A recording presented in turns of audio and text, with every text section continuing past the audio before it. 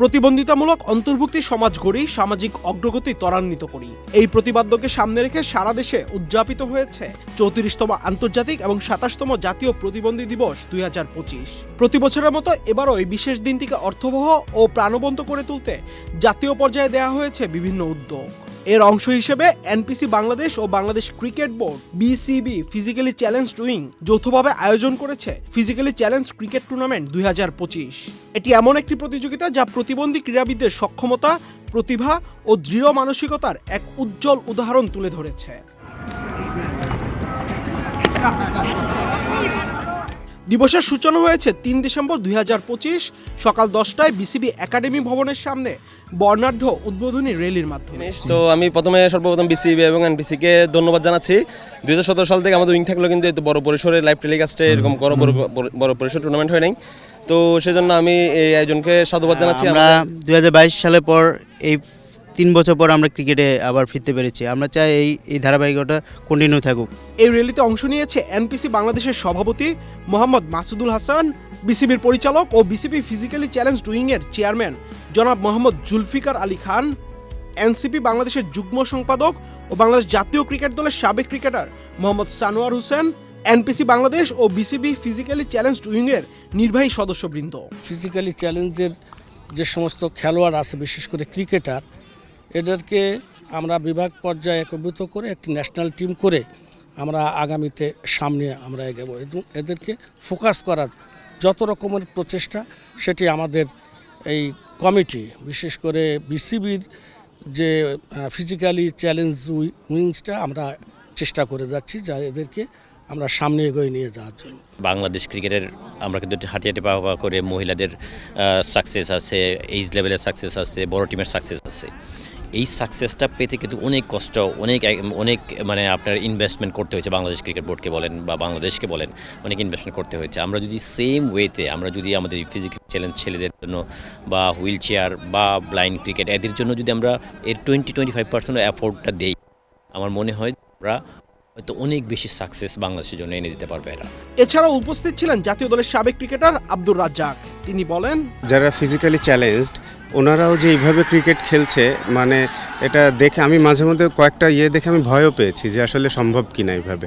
তো দেখলাম যে তারা এগুলো মানে দে আর মেকিং ইট হ্যাপেন। তো ডেফিনেটলি এটা মানে এনকারেজড হওয়ার মতো আর কি। তো আমার তো খুবই ভালো লাগছে এসে। পুরস্কার বিতরণী অনুষ্ঠানে উপস্থিত ছিলেন জনাব মোহাম্মদ নাসিরুল ইসলাম, যুগ্ম কমিশনার বাংলাদেশ পুলিশ এবং সহসভাপতি national Paralympic committee of Bangladesh. তিনি বলেন, national Paralympic committee of Bangladesh আমরা বেশ কিছুদিন যাবৎ কাজ করছি। কাজের এক পর্যায়ে যেটা যে আমরা অনেক ধরনের এখানে গেমস অ্যারেঞ্জ করি। তা হঠাৎ করেই আমাদের একটা পরিকল্পনা আসে যে ফিজিক্যালি চ্যালেঞ্জড প্লেয়ার যারা আছেন তাদেরকে দিয়ে আমরা ক্রিকেট টুর্নামেন্ট করতে পারি কিনা। ট্রেনিং তো তাদেরকে দিতে হবে, প্রশিক্ষণ দিতে হবে। প্রশিক্ষণের জন্য আমরা ভিন্ন একটি পরিকল্পনায় যাব, অর্থাৎ প্রথমে আমরা একটা ক্যাম্পের পরিকল্পনায় যাব, যে ক্যাম্পের মাধ্যমে তাদেরকে আমরা কিছুদিন প্রশিক্ষিত করার পাশাপাশি আমাদের যেটা পরিকল্পনা আছে ভবিষ্যতে, এটা একটা লং টার্ম প্ল্যান হিসাবে আপনি বলতে পারেন, যে প্ল্যানে আমরা সেইভাবে যদি সহযোগিতা পাই, বিভিন্ন যে সমাজের সচেতন ব্যক্তি আছে, বিভিন্ন অর্গানাইজেশন যারা আছেন, তারা যদি আমাদের সাথে এগিয়ে আসেন, তাহলে আমাদের পরিকল্পনার একটা অংশ হিসাবে তাদেরকে এখানে রেখে তাদের এডুকেশন, শিক্ষা এবং তার পাশাপাশি তাদের খেলাধুলার ব্যবস্থাপনায় যদি আমরা যেতে পারি, তাহলে প্রকৃত অর্থে আমরা খেলোয়াড় সেইভাবে তৈরি করতে পারবো। এনপিসি বাংলাদেশের মহাসচিব এবং বিসিবি ফিজিক্যালি চ্যালেঞ্জ উইং এর নির্বাহী সদস্য ডক্টর মারুফ আহমেদ মৃদুল বলেন, ন্যাশনাল প্যারালিম্পিক বলেন বা ফিজিক্যালি চ্যালেঞ্জ ক্রিকেট উইং, যেটা বিসিবির বাংলাদেশ ক্রিকেট বোর্ডের, দুইটা সংগঠনেরই মানে দুইটা সংগঠনের ইচ্ছে ছিল যে, এবং আমাদের সবসময় ইচ্ছে ছিল যে এই ফিজিক্যালি চ্যালেঞ্জ ক্রিকেটার যারা আছে ওদের জন্য কিছু করা। এবং আমি মনে করি যে আজকে ওদের প্রায় 3-4 বছর পরে এসে যে এই প্রোগ্রামটা হচ্ছে, এবং এটা এত সুন্দর একটা অপূর্ব একটা মাঠে যে হচ্ছে, বিশেষ করে পুবেরগাঁও ক্রীড়া শিক্ষা প্রতিষ্ঠানের মাঠ, আমি মনে করি একটা ইন্টারন্যাশনাল ক্রিকেট গ্রাউন্ডের সেই সমমানের। এখানে ওরা খেলতে পেরেও ভালো লাগছে, এবং আমি একটা প্রোগ্রাম করতে পেরে আমি সত্যি আনন্দিত।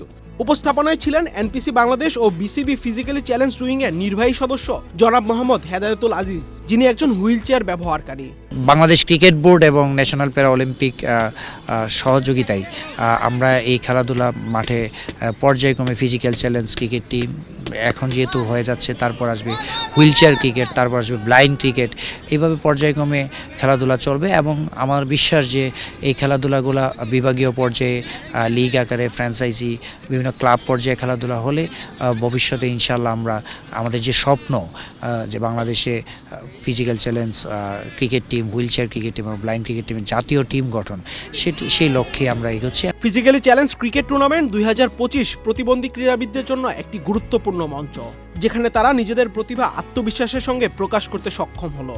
3 ডিসেম্বর 2025 এবং 4 ডিসেম্বর 2025 পুবেরগাঁও ক্রীড়া শিক্ষা প্রতিষ্ঠান রূপগঞ্জ নারায়ণগঞ্জে 2 দিনব্যাপী এই টুর্নামেন্টটি অনুষ্ঠিত হয়েছে। এতে অংশ নিয়েছে সারা দেশ থেকে নির্বাচিত 4টি দল: পদ্মা, মেঘনা, যমুনা ও সুরমা। প্রতিটি দলই গঠিত হয়েছে বিভিন্ন জেলা ও বিভাগের প্রতিভাবান ফিজিক্যালি চ্যালেঞ্জ ক্রিকেটারদের নিয়ে। ম্যাচগুলো অনুষ্ঠিত হয় উত্তেজনাপূর্ণ T10 ফরম্যাটে, যা খেলাকে করেছে আরও দ্রুতগতি ও প্রাণবন্ত। চ্যাম্পিয়ন ও রানার আপ 2 দলকেই দেওয়া হয় ট্রফি, একই সাথে টুর্নামেন্টের সেরা খেলোয়াড়কে দেওয়া হয় পুরস্কার।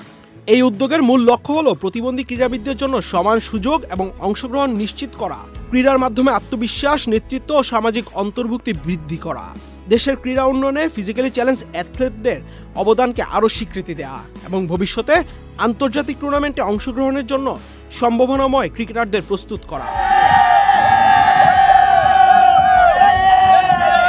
এনপিসি বাংলাদেশ ও বিসিবি ফিজিক্যালি চ্যালেঞ্জড উইং দৃঢ়ভাবে বিশ্বাস করেছে এই আয়োজন প্রতিবন্ধী ব্যক্তিদের অধিকার এবং সম্ভাবনা সম্পর্কে সমাজে ইতিবাচক দৃষ্টিভঙ্গি তৈরি করবে।